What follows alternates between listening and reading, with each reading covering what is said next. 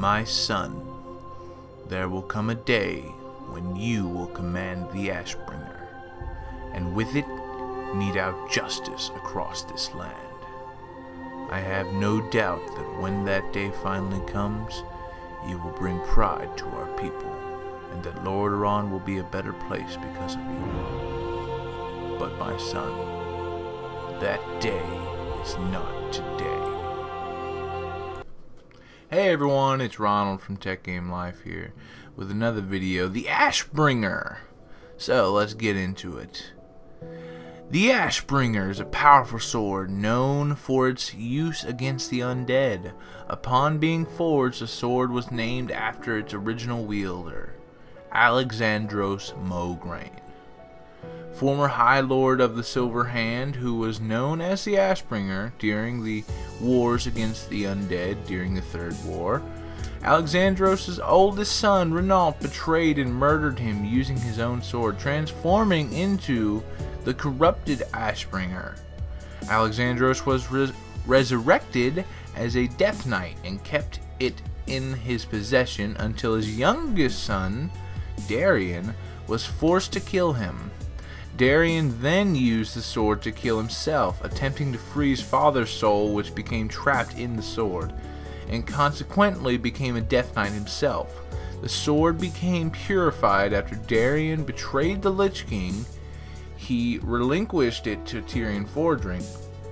While the sword's history has been revealed since World of Warcraft's inception, it is more pronounced in World of Warcraft Wrath of the Lich King.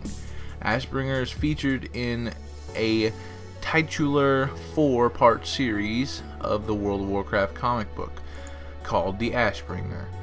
Also a very awesome comic book. The history, the forging of it. During the assault on Blackrock Spire in the Second War, High Lord Mograine of the Silver Hand claimed a mysterious dark crystal from an orc warlock. The crystal was the living embodiment of shadow. Some believe it is a drained Naru, a Naru drained of its light. He claimed it, and it originated from Draenor. Upon touching it, Mograine's hand became tainted. It transformed into a hand like undead that could not be healed. Mograine kept the crystal a secret until the first whispers of the Scourge reached Lordaeron. He revealed it to the other leaders of the Silver Hand, suggesting that they search for the crystal's polar opposite, a manifestation of the light itself, to be used against the impending undead holocaust. Mograine's peers, appalled at the sight of this dark crystal, attempted to destroy it with a holy spell. Unexpectedly, the crystal absorbed the spell and became its antithesis. The very crystal of pure light that Mograine suggested moments before. It was decided that from this crystal a weapon would be forged that would smite the undead with such power that would only leave a cloud of ash in its wake. The Ashbringer was formed. Mograine, along with his trusted companion Fairbanks, traveled to Ironforge, where King Magni Bronzebeard forged the blade himself upon the great anvil, infusing it with rage and vengeance for his brother Myrddin Bronzebeard, who was believed to have fallen before Frostmourne. The fall of the High Lord. After the Silver Hand was dissolved following Arthas' betrayal, the remaining leaders banded together to fight the undead of the now Plaguelands. Ashbringer became the most lethal weapon in the arsenal, so much so that it quickly garnered the attention of Kel'Thuzad. Balnazzar, in the newly possessed body of Grand Crusader Sidon Dathrohan, sought to secretly manipulate the remnants of the Silver Hand for the purposes of the Burning Legion. After Mograine stated his intentions to attack the Undercity, Balnazzar put his plans into motion to eliminate the High Lord in order to protect his brother, Varmathras, who in turn was manipulating Sylvanas Windrunner and her Forsaken. Balnazar made a pact with Kel'Thuzad to eliminate the High Lord, the bane of the Scourge, who would be destroyed, and the Dreadlord's agendas would continue. He corrupted Mograine's son, Renault, and made plans to set a trap for the High Lord. Renault led his father and the High Inquisitor Fairbanks to Stratholme, where the legions of Scourge awaited them. Renault fled and hid while Mograine and Fairbanks fended for themselves. Fairbanks eventually became trapped alive under a pile of corpses. Mograine alone continued to smite thousands of undead with ease, but was eventually wearied and dropped his blade in fatigue. Renault came out of hiding to exploit his father's vulnerable state. He took up Ashbringer and slew his father, which simultaneously corrupted the blade by using it for such a treacherous act. Meanwhile, Kel'Thuzad resurrected Mograine as one of his Death Knights of Naxxramas and reclaimed his corrupted blade. Renault became commander of the Scarlet Monastery, and Balnazar gained complete authority over the Scarlet Crusade. Seeking to free his father, Darien Mograine led a mission into Naxxramas with a small party of Argent Dawn members. Upon finding him, Alexandros was unresponsive to his son's pleas and attempts to redeem him, forcing Darien to reluctantly kill him. Darien then came into possession of the corrupted Ashbringer. He immediately heard his father's voice through Ashbringer, which led him to a portal and back to the Plaguelands. The voice led Darien to Renault at the Scarlet Monastery, where he confronted his brother, who lashed out and attempted to kill him. Before Renault was able to deal with the final blow, the corrupted Ashbringer acted on its own, emitting an aura of green flames which took on the form of Alexandros.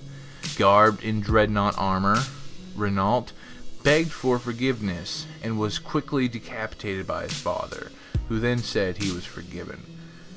The spirit of Alexandros then retreated back into the blade. At some point afterwards, Darien used his corrupted Ashbringer to kill himself in an attempt to free his father. He was resurrected as a Death Knight and became High Lord of the Knights of the Ebon Blade. In World of Warcraft, it is said that Alexandros is one of the founders of the Scarlet Crusade. The comic depicts the formation of the Scarlet Crusade occurring after Alexandros' death, in which case he would have never been a member. This is where it gets a little tricky. They call him the Scarlet High Lord, but technically he was not part of the Scarlet Crusade at the time, and probably would not have joined them if he would have been alive still. He probably would have went with the Argent Dawn, seeing as his own sons decided to split between each other. In World of Warcraft, the Ashbringer has been subject to intense speculation since the release of World of Warcraft. Rumors have been fueled by data mined graphics and item statistics, as well as NPCs alluding to its existence.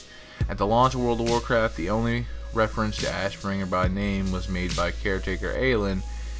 It was hinted at further with the introduction of Dire Maul, Alexia Iron Knife, Bardu Sharp Eye, Caretaker Aelin, Narain Sooth Fancy, Commander Eligor Dawnbringer, and Chandrilar Zealots, and Nat's Peagle Guide to Extreme Anglin all make references to the Ashbringer. Information from these NPCs implies that the Ashbringer was somehow lost, and that the Nat Pagle and Prince Tortheldrin know the location and are even willing to tell the player. However, they never shared the knowledge. The mysterious surroundings behind the Ashbringer created great interest and discussion amongst the players, who searched for hidden unlockable quests that would reward Ashbringer. Rumors regarding acquirable Ashbringer persist until a European CM admitted that it is not in the game, quickly followed by Iwanox's confirmation. It's true that currently Ashbringer is not in the game, although one day in the future it will be, but not until there is an awesome legendary item for casters. The caster legendary item being referred to was ATS, Great Staff of the Guardian, which was added in patch 1.11.0. Now, Corrupted Ashbringer. Players encountered the resurrected High Lord Mograine in the original Naxxramas as a Death Knight of the Four Horsemen. He wielded Corrupted Ashbringer, which could be looted from the Four Horsemen's cache. It is not obtainable in the current Naxxramas. Upon wielding the blade, the player becomes friendly with the Scarlet Crusade, although it does not appear in the Reputations window, and hated with the Argent Dawn. A script event can be triggered upon entering the Cathedral of the Scarlet Monastery. Scarlet Commander Mograine welcomes the player as the Crusaders bow before him or her. Unexpectedly, the High Lord Mograine's spirit appears in full dreadnought, revives Fairbanks, and smites and kills his son Renault, the Scarlet Commander, for murdering him. Fairbanks proceeds to tell the story of Renault's betrayal, and that the Corrupted Ashbringer is beyond redeeming.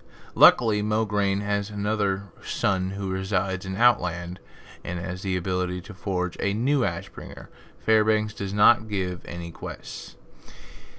Events from World of Warcraft: The Burning Crusade did not reveal Mograine's other son in Outland.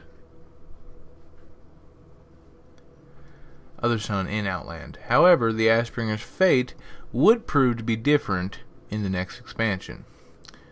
In Wrath of the Lich King, players can find Darien Mograine within Acheris, with Corrupted Ashbringer and the title of High Lord of the Knights of the Ebon Blade during the Scarlet Enclave instance for the Death Knight starting area. At the Lich King's command, Darien launched an attack on the Argent Dawn at Light's Hope Chapel. In the battle that ensued, Corrupted Ashbringer began to turn on Darien. When the Death Knights were forced to surrender, Tyrion Fordring revealed that the Lich King knowingly sent Darien and his knights into a trap. Shortly thereafter, the Lich King himself appears. Darien relinquished Ashbringer to Tyrion, which became purified in his grasp, forcing the Lich King to retreat. In Howling Fjord, for Alliance players, they can complete a quest to retrieve a sacred artifact from Utgard Catacombs.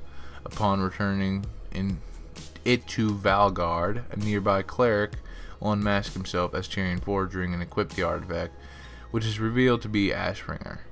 The dialogue explains that Tyrion was convinced by his advisors to travel to Valgard in disguise, while Ayers the Oathbound was entrusted to transport the sword separately to Northrend. This was a security precaution to protect the leader of the crusade. Should the Lich King's forces go after the sword's keeper in an attempt to kill Tyrion, Fordring can later be seen wielding Ashbringer in Icecrown. Baron Rivendare has replaced Alexandros Mograine as one of the Four Horsemen of Naxxramas. Destruction of Frostmourne. During the final battle against the Lich King in Icecrown Citadel, while himself a brave hero's fight against the Master of the Scourge, Tyrion Fordring was frozen in a block of ice created by Arthas. Asking the light for one final blessing, he was answered. Tyrion leapt towards Arthas, and with one mighty swing of Ashbringer, shattered in the dreaded Frostmourne, releasing the souls trapped within. Rumors and speculation. The crystal that was found, from which the original Ashbringer was created, is likely related to the Naru, and may in fact be a Naru. The Naru life cycle is one of reincarnation. When a Naru's physical form is damaged, it becomes darkened. The Naru will persist in this state until they slowly regenerate their powers from the light over many years, after which they will be reborn into their light form again. The Ashbringer's crystal demonstrated a similar quality, a holy spell was cast on the dark crystal and it became a crystal of light. Furthermore, the crystal was described as a living embodiment, suggesting that it is alive, or at least sentient, possibly a darkened Naru. If the crystal is not a darkened Naru, then it is almost certainly closely associated with them, perhaps one of the Atamal crystals. Mograine also stated that the crystal is from Draenor. The Naru had not yet arrived on Draenor via Tempest Keep before the Second War, implying that only the Naru aboard Ashugan could be possible source. Cure and Dor, another unnamed Naru, or simply an artifact on board. Dor himself tells the player, "Without the void, the light cannot exist," which are suspiciously similar to the words used by Mograine. Can good exist without evil? Can there be light without dark? After Kil'jaeden's defeat in the Sunwell Plateau, Velen and Lady Lilydrin arrive at the Sunwell. Velen uses the remaining spark of the Muru to reignite the Sunwell. Lilydrin's experience upon being filled with the Sunwell's energies is not like that of Mograine when he touches the Ashbringer crystal. Lady Lilydrin, blessed ancestors, I feel it. So much love, so much grace. There are no words. Impossible to describe. Commander Mograine. It is beautiful. What I felt when I touched it. The light coursed through me, and I through it. It healed my spirit. Their similar experiences, along with new knowledge of Naru's essence, can be consolidated, suggests that the spark of another Naru may have been the crystal from which the Ashbringer was forged. It should be noted the Muru spark appears identical, although larger, to the dark crystal Ashbringer crystal. Although this may be coincidental, or, Blizzard just wanted to use the same model, maybe to screw with us, who knows. In the comic, it is both shown and referred to as a sphere. Old quest lines. Ashbringer may have been originally intended to be in the game much earlier. Parts of what seems to be scrapped quest lines can be pieced together. Nat Pagle learned of the location of Ashbringer and wrote about it in his book Nat Pagle's Guide to Extreme Angling, of which players can have the last page. Chandrilar zealots in Dire Maul say the Prince Tortheldrin knows the location of Ashbringer and is willing to tell the player if anyone were to bring him the head of Nefarian.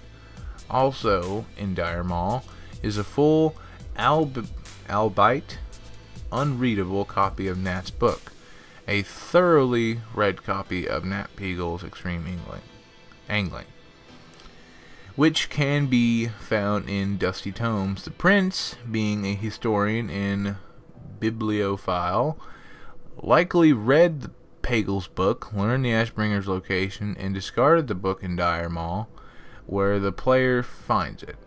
The Zealot's words suggest the Ashbringer was likely a legendary item associated with Blackling Lair, but was changed. Thunder Fury, Blessed Blade of the Windseeker, which requires Elementium ingots from Blackling Lair. This was supported by the fact that Ashbringer's original item ID was changed to host Thunder Fury. Additionally, at some point, Timolane's phylactery could be looted from large vile slimes in Weeping Cavern of Western Plaguelands.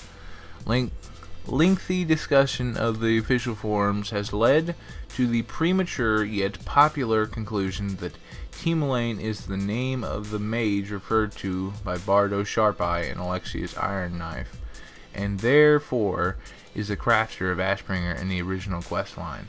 Blood Mage Thalnos was also speculated to be the crafter of the Ashbringer at some point, as the Scarlet Crusade has no affinity for the arcane.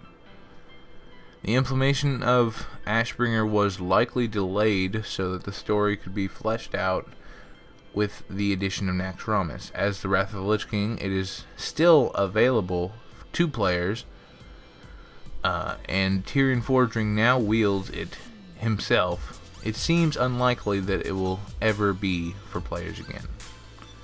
Trivia: the crossguard of the Ashbringer, the hilt, is actually the shape of the Lordaeron symbol. It's the Lordaeron L.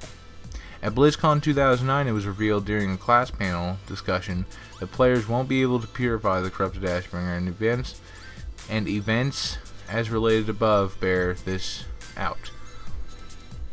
But they did end up creating Shadowmourne to be another legendary weapon to combat Frostmourne and be sort of the polar opposite of that of Ashbringer.